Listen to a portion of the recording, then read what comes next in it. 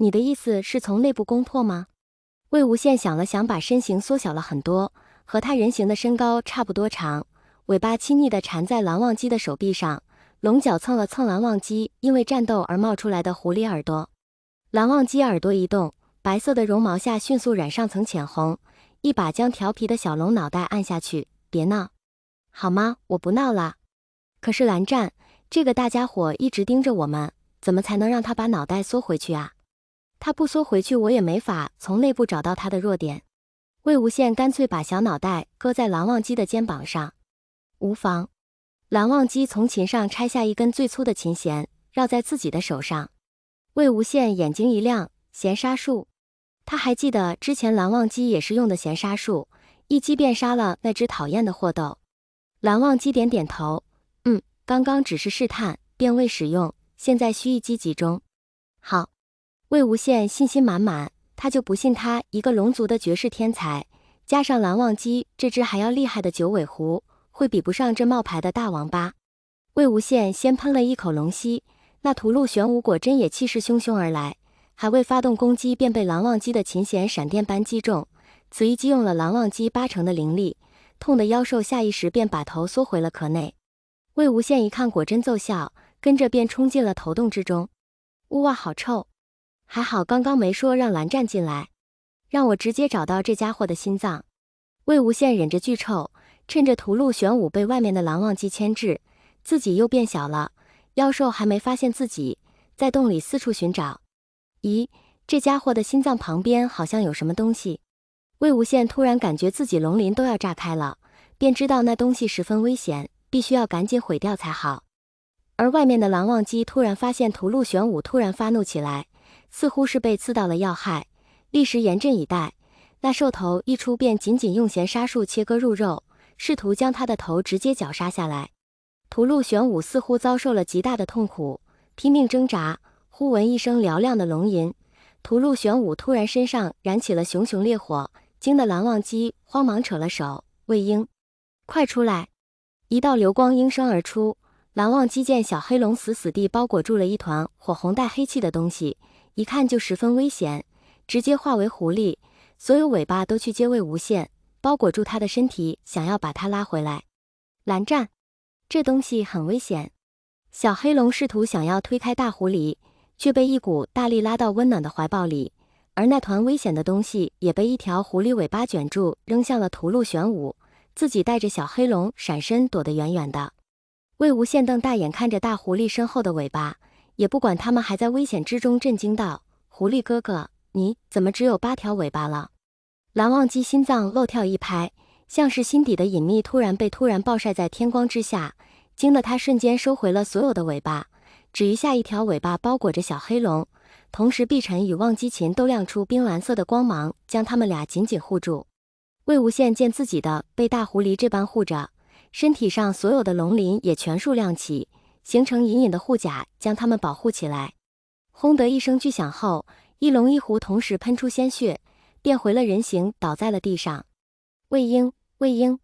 蓝忘机搂着魏无羡拼命给他输灵力，他没想到在最后关头，小黑龙居然会用自己的龙鳞化甲保护自己。明明只是个300岁的幼龙，就算天资如何卓绝，又如何能够抵挡刚刚的冲击？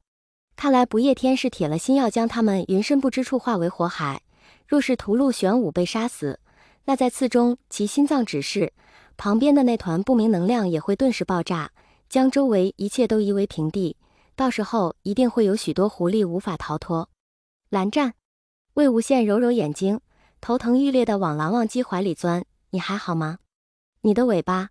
魏无羡一心惦记着他尾巴的事，起身就要去摸蓝忘机的尾椎。蓝忘机赶忙抓住他的手，别乱摸。魏无羡都快哭出来了，眼泪汪汪地望着他。你给我的这个狐狸毛坠子就是你的尾巴吗？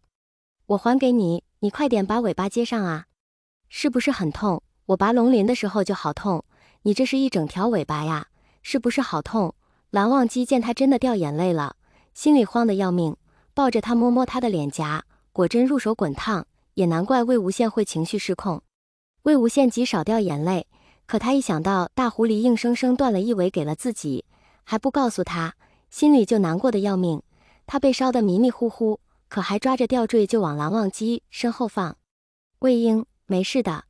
蓝忘机叹了口气，从他手里取过狐狸毛吊坠，重新戴在魏无羡身上，断了尾便接不上了。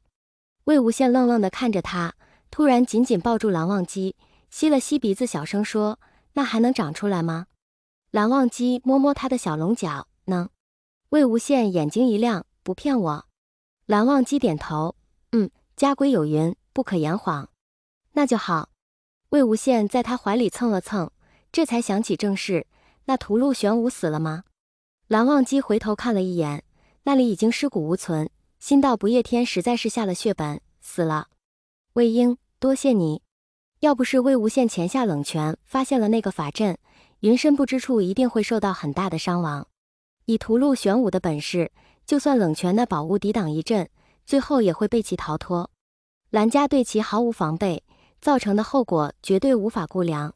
没事没事，现在就等你大哥来救我们啦。外面那个阵法我们可能没力气破了，之前有妖兽骚扰，我们也没办法安心破阵，真是太讨厌了。狐狸哥哥，我头疼。魏无羡摸摸蓝忘机的脸，你还好吗？蓝忘机担忧地继续给他输灵力，我无妨。他的腿伤并无大碍，只是行动不便，毕竟身负2000年的修为，所以比魏无羡好得多。你发烧了，魏婴。蓝忘机把身上外衣脱下裹住魏无羡。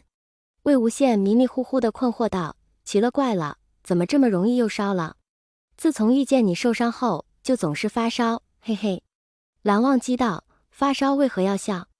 魏无羡搂着蓝忘机的腰，当然要笑啦。你看你对我这么好，还让我枕腿，你让我枕上面一点呗，这个姿势还是有点个人。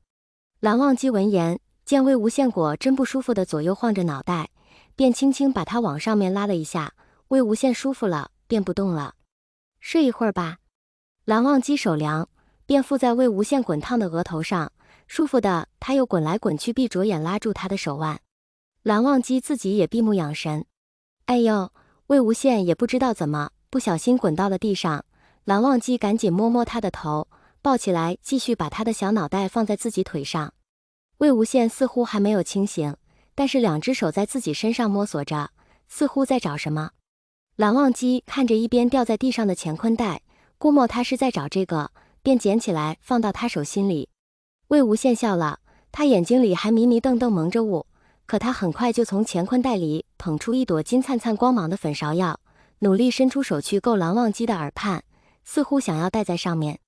蓝忘机没有动，任由他把花戴在自己耳边。魏婴。